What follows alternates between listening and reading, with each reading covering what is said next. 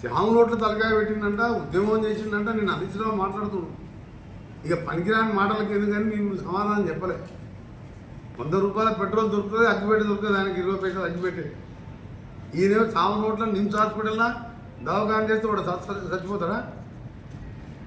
అన్ని అసలు అబద్ధాలు మాట్లాడుతుంటే ప్రజలు నవ్వుకుంటారు. ఎందుకంటే మన 16 సీట్లు ఓడగొట్టాక ఉద్యమం చేసిన మనం ఓడగొడతాడా? దొంగ నాటకాలు కాకపోతే, నువ్వు మోడీతో కుమ్మక్కు కాకపోతే ఎందుకు నువ్వు ఇవాళ గవర్నమెంట్ కేంద్ర ప్రభుత్వం బడ్జెట్ మీద ప్రశ్నించం? ఇంత మంచి బడ్జెట్ పెట్టా మా ప్రభుత్వాన్ని హర్షించకపోయినా నోరు మూసుకొని కూర్చోవాలి తప్ప తీర్చి చెండాడతాడు.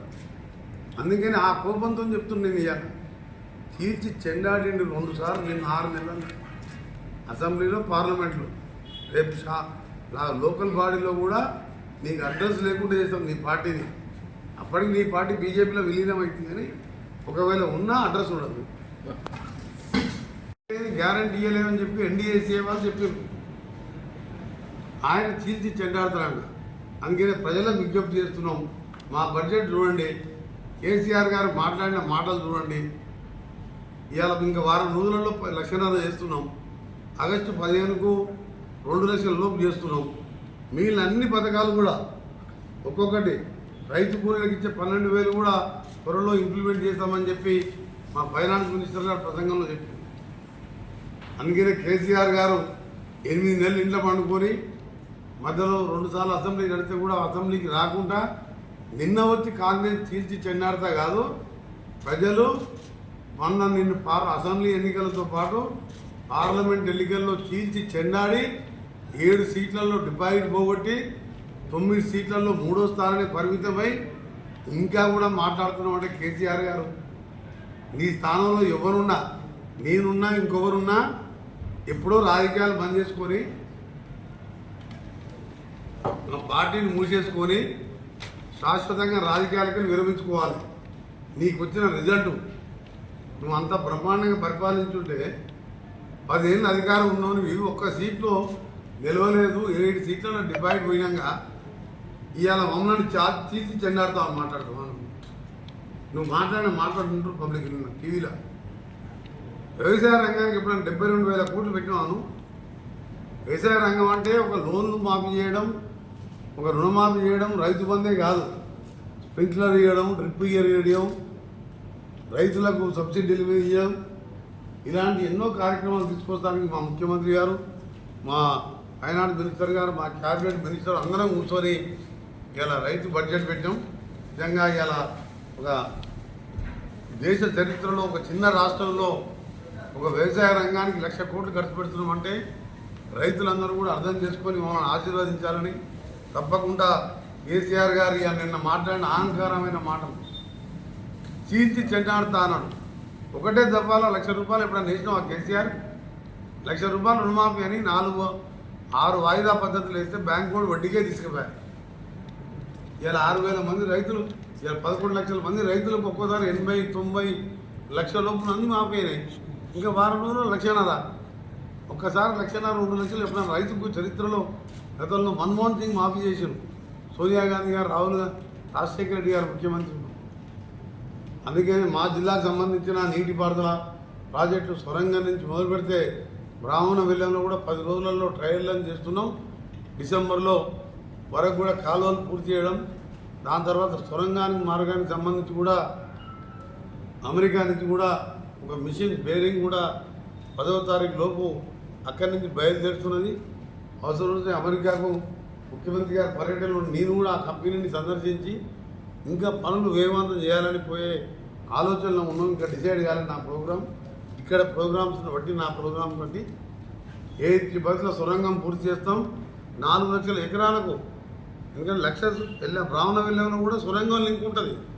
సొరంగం ఎప్పుడు నీళ్ళు వస్తే గ్రావిటీ మీద మా బ్రాహ్మణ విల్లంలోకి ఎప్పుడు లిఫ్ట్ చేసుకొని ఆ నుంచి కాలువల ద్వారా కట్టంగూరు, నల్గొండ మండలం, అటు మునుగోడు కొంచెం, అటు శాలిగారం కొంచెం ఇస్తాం. దానికి ఇలా గ్రీన్ ఛానల్లో పెట్టి మన 100 కోట్ల రూపాయల డబ్బులు కూడా రిలీజ్ చేసినాం. ఇవాళ 10 ఏళ్ళు 10 కాలం ఉండి నల్గొండ జిల్లాను మర్చిపోయాను. నల్గొండది మర్చిపోయాను, కాళేశ్వరం కూడా మొదలుపెట్టి పాలమూరుని మర్చిపోయాను, ఖమ్మంని మర్చిపోయాను, అందుకని ఇవాళ ప్రజలు ఆ తీర్పిచ్చును. నువ్వు అందుకని నిన్న మాట్లాడిన మాటలు తీర్చి చెన్నాడుతా ఇవన్నీ 1వ తారీఖు ఉద్యోగులకు జీతాలు ఇవ్వలేని చేతగాని వారికి నువ్వు 25వ తారీఖు వరకు పెన్షన్లు ఇచ్చే చేత కాదు, నువ్వు మమ్మల్ని తీర్చండి ఆడతావా? మొన్ననే కదా, నెల రోజుల కిందనే కదా పార్లమెంట్ ఎన్నికల్లో నీ పార్టీని బొందబెట్టింది ప్రజలు. మర్చిపోయినావు? అప్పుడే 16 సీట్లలో బొందబెట్టినాం, 1 సీట ఎంఐఎం వదిలిపెడదాం. 16 సీట్లలో బొందబెడితే కూడా మా పార్టీని తీర్చి ఆడతా అంటే నిన్ను చూస్తే మాకు జాలేస్తుంది. కేసీఆర్ గారు, నీ ఆరోగ్యం జాగ్రత్త.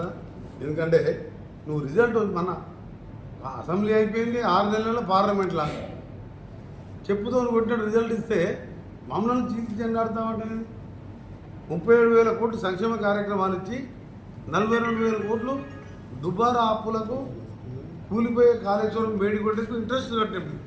అవి లేకుంటే ఇవాళ ఇప్పటికీ రైతు భరోసా, రైతు బంధు అన్నీ చేసేవాళ్ళం.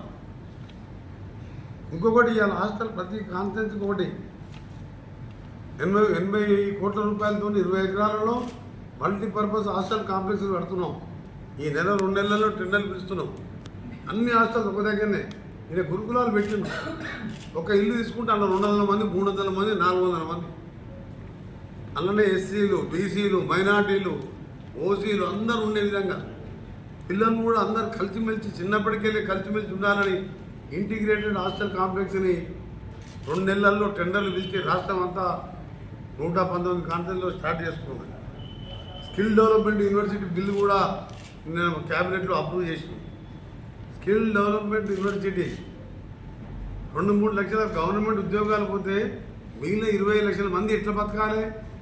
వాళ్ళకి ఏదో ప్రతి ఒక్క రంగంలో వాళ్ళని నిపుణులను చేసి ట్రైనింగ్ ఇచ్చి 1 ఇయర్ సొంతంగా కాలం మీద స్కిల్ యూనివర్సిటీని ఏర్పాటు చేస్తున్నాం. దానికి మొట్టమొదటి సంవత్సరం 100 కోట్ల బడ్జెట్ పెట్టాం. IBS ఇండియన్ బిజినెస్ స్కూల్ మోడల్లో పెడుతున్నాం. అది ఇంజనీరింగ్ కాలేజీలో ఉన్న పిల్లలకు చదువుకుంటప్పుడే ఇలా ట్రైనింగ్ ఇస్తాం. అసలు ఇలాంటి ఆలోచన రైతులకు కానీ యువకులకు కానీ స్కిల్లెస్ నేర్పించి ఎప్పుడైనా ఆలోచన మీకు వచ్చిందా? ఇంత మంచి ఆలోచన చేసే ప్రభుత్వాన్ని హర్షించేది పోయి డిపాజిట్ పోగొట్టుకొని సిగ్గు లేకుండా ఈరోజు నువ్వు మమ్మల్ని చేర్చి చెన్నాడుతా అంటున్నావు. నేను తీల్చి చెన్నాడి నీ పార్టీని మొదలుపెట్టిను. నువ్వు రాజకీయాన్ని మానుకుంటే మంచిది మా ఎమ్మెల్యే గారు చెప్తారు. 100% అవుతుంది. చర్చలు నడుస్తున్నాయి. మాకు క్లియర్ కట్ సోర్స్ లేదే. నేను కానీ ముఖ్యమంత్రి కానీ ఏది పడితే అది మాట్లాడాం కదా. మా చర్చలు తెలుసు కదా. అంత ఘోరంగా బడ్జెట్ పెడితే ముఖ్యమంత్రి గారు వెంటనే బడ్జెట్ అయిపోగానే 5 గంటలు ప్రెస్ మీట్ పెట్టిను. నేను ఢిల్లీలోనే ఉన్నా. అంత ఘోరమైన తెలంగాణకు అన్యాయం చేసి ఏపీ రియాలి అంటే 2 రాష్ట్రాలు. అది ఒక్క మాట ఇప్పటికి ఎందుకు ఖండించాలో చెప్పాలి మీరు. విలీనానికి ఇది చర్చలు జరుగుతుందంటానికి ఉదాహరణ కాదా? అటువైపు అడుగులు పడుతున్నాయి కాబట్టి కేంద్ర ప్రభుత్వం తెలంగాణ వ్యతిరేక బడ్జెట్ పెడితే తెలంగాణ నిట్ట ఉంచితే కనీసం తెలంగాణ పేరు తీసుకోకుంటే ఎందుకు మాట్లాడతలేడు? ఇంత మంచి బడ్జెట్ ప్రవేశపెట్టిన మా ప్రభుత్వాన్ని తీర్చెండాడతావు. నువ్వు రేపో మాపో విలీనం కాబోయే పార్టీలో తెలంగాణ పేరెత్తకుండా 8 రూపాయలు ఇవ్వలే మాకు. అలాంటి ప్రభుత్వాన్ని ఒక మాట ఎందుకు అనలే? నువ్వు విలీనం అవుతుందా కాదా టీవీ9 వాళ్ళు మిగిలిన టీవీ వాళ్ళు ఆలోచించుకోవాలి. మీరు ఎవరైనా రాష్ట్రం మీద ప్రేమ ఉంటే ఇలా అన్ని రాష్ట్రాలు దుమ్మెత్తికి వస్తున్నాయి. ఇది కుర్చీ బచావో ప్రభుత్వం. మోడీ గారు అక్కడ నితీష్ కుమార్, చంద్రబాబు నాయుడు సీట్లు ఉంటే సరిపోతుంది. లేదు గవర్నమెంట్ పడిపోయి రాహుల్ గాంధీ ప్రధానమంత్రి అవుతాడు, ఇండియా కూటమి వస్తుంది అని చెప్పి భయానికి బడ్జెట్ ఇచ్చిండు. మనకు 1 రూపాయి ఇయ్యలే. కేసీఆర్ వాళ్ళ కొడుకు హరీష్ రావు ఎందుకు ఇప్పటికీ ఆ బడ్జెట్ మీద మాట్లాడలే? బడ్జెట్ మీద అన్యాయం జరిగింది కాబట్టి ఢిల్లీలో ధర్నా చేయాలి, మీకు సపోర్ట్గా మద్దతుగా వస్తాం. అసలు ధర్నా అనేది నిర్ణయం వచ్చింది. బడ్జెట్ ప్రవేశపెట్టిన రోజు అన్ని పార్టీలు దేశం అంతా గగ్గోలు పెట్టి ప్రతిపక్ష పార్టీలు కుర్చీ బచావో ఆయనకు సపోర్ట్ చేసే పార్టీలకే ఇచ్చాడు. తెలంగాణకు మొండి చేయి చూపించాడు, తమిళనాడు మొండి చేయి చూపించని రేపు 27 నీతి ఆయోగ్ సమావేశాన్ని కూడా దక్షిణాది రాష్ట్రాల ముఖ్యమంత్రులు బహిష్కరిస్తుంది. ఎందుకు ఖండించలేదు? ఫస్ట్ దానికి సమాధానం చెప్పాలి. ఇంత మంచి బడ్జెట్ ప్రవేశపెట్టిన మా గవర్నమెంట్నేమో చీల్చి చెండాడుతాం. 73,000 కోట్లు అగ్రికల్చర్కు పెడితే చర్చలు జరుగుతున్న మాట చిన్నపిల్లని కూడా తెలుస్తుంది. అది మీరు త్వరలోనే చూస్తారు. ఎందుకంటే జరిగే విషయాలు మాకు తెలుసు కాబట్టి మీరు కూడా పరిశోధన చేసుకోండి. మీరు కూడా ఇంటెలెక్చువల్స్, మీకు ఢిల్లీలో రిపోర్టర్లు ఉంటారు, మీరు కూడా ఎంక్వైరీ చేసుకొని నేను చెప్పే మాట ముమ్మాటికి వాస్తవం. ఎందుకంటే నిన్న ఆయన మాటలను బట్టి అర్థమైంది. బ్రహ్మాండమైన రైతు ప్రభుత్వం, రైతుల కోసం, ఇరిగేషన్ కోసం 23,000 కోట్లు పెట్టి ఈ 6 నెలలే ఈ బడ్జెట్. ఇది August, September, October, November, December, జనవరి, ఫిబ్రవరిలో మళ్ళీ బడ్జెట్ వస్తుంది. ఇంత తక్కువ సమయానికి బడ్జెట్ ఇది. 3 లక్షల కోట్లు రెగ్యులర్ బడ్జెట్ కాదు. మధ్యలో ఓటానికి ఎలక్షన్స్ ఉన్నాయి కాబట్టి ఇప్పుడు పెట్టేవి ఇది. ఇంకా నెక్స్ట్ ఇయర్ బడ్జెట్లో ఇంకా అన్ని మేము చెప్పిన పనులు, చెప్పని పనులు ఇవన్నీ చేయబోతున్నాం.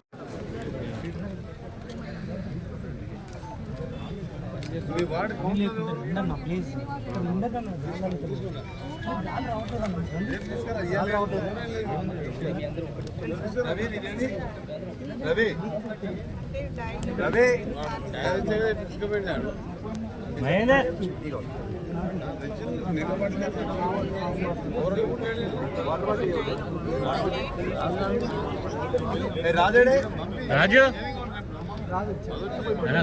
సార్